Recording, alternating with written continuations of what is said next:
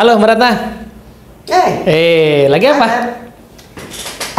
Iya nih, lagi nyiapin lagi untuk bikin video sebetulnya. Oh ya? Nyiapin konten sih. Ya, tentang apa tuh? Asik nih. Kan sebelumnya inget nggak? Sebelumnya tuh kan aku lagi bikin serial Trust. Oh ya, udah kan? lengkap tuh. Nah, 13 perilaku. Banyak banget kan 13 perilaku serial Trust. Nah, ini luar biasa banget, Ted. Beberapa waktu yang lalu nih, ketika aku ketemu dengan salah satu peserta, dia cerita nih, Ted, gimana dia mengimplementasikan 13 perilaku tersebut. Luar biasa ya. Wah, boleh dong diceritain. Nah, jadi aku langsung ketik dan aku pengen cerita di sini. Oke, siap. Siap ya? Oke, ceritain dong.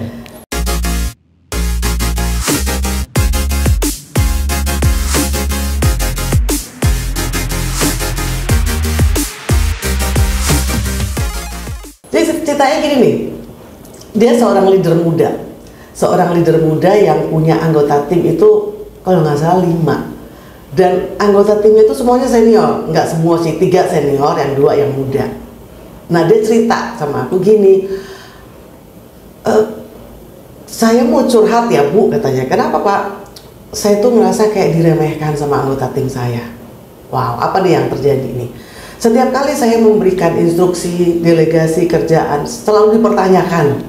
Seolah-olah kerjaan mereka tuh nggak benar, seolah-olah saya nggak percaya gitu dengan mereka. Dan itu situasinya berulang dan itu membuat hubungan saya dengan mereka itu kayak renggang, saya merasa kayak nggak dihargai kayak gitu. Waduh, berat juga ya Pak situasinya. Aku bilang gitu dong. Tapi, nah ini dia nih, kayaknya the good news. Begitu dia bilang, tapi ya, apa yang terjadi Pak?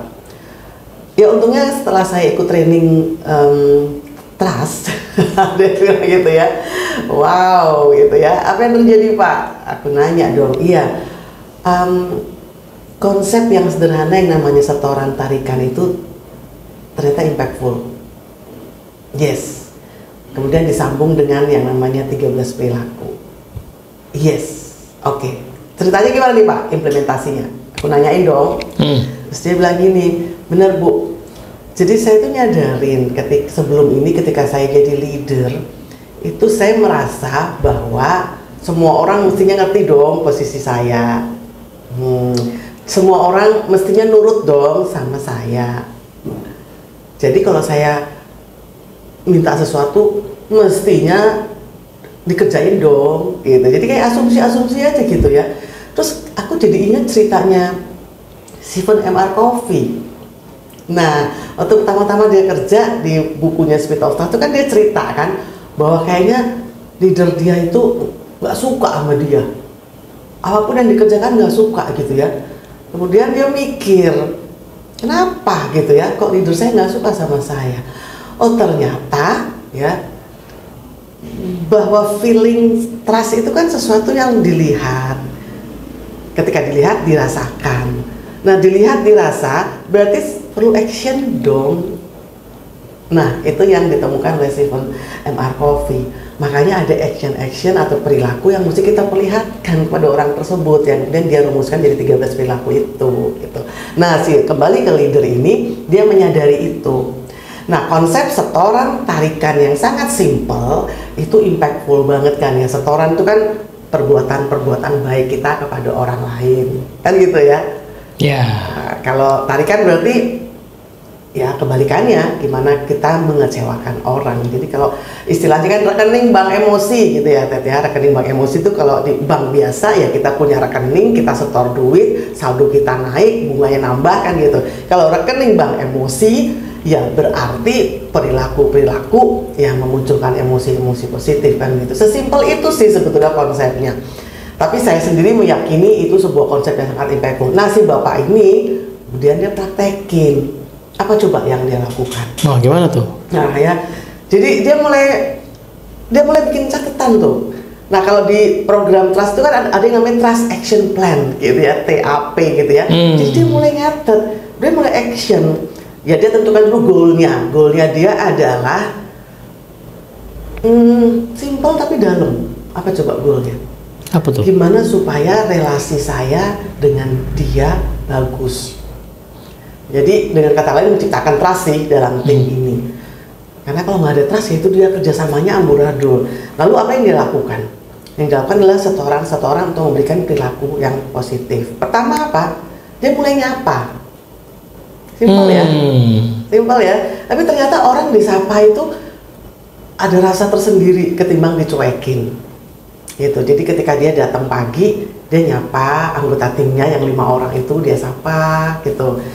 Kemudian dia datengin satu-satu, dia sempetin untuk ngobrol. Dia mulai dengan seperti itu. Lalu kemudian dia intinya adalah dia inisiatif duluan gitu, mendatangi, ngobrol. Kemudian ada satu kalimat yang dia bilang begini, kalau kamu butuh bantuan bilang aja ya sama aku. Wah, surprise banget saya bilang gitu. Nah itu dia lakukan berproses memang sih. Dia menyapa, dia menawarkan bantuan, kemudian mulai rutin seminggu sekali untuk meeting pagi. Yang mana itu sebelumnya nggak pernah dia lakukan juga as a leader gitu ya.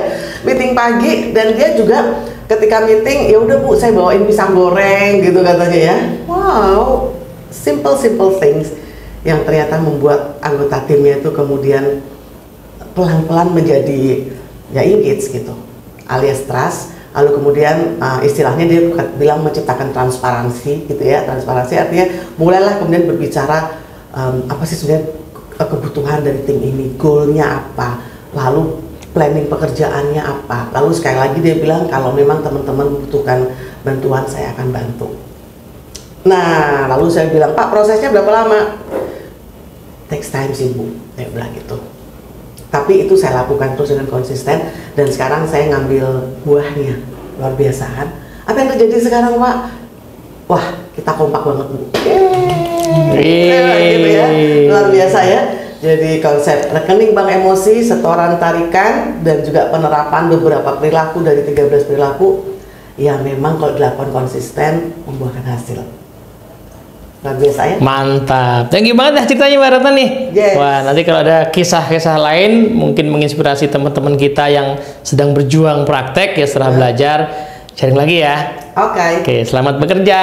Thank you.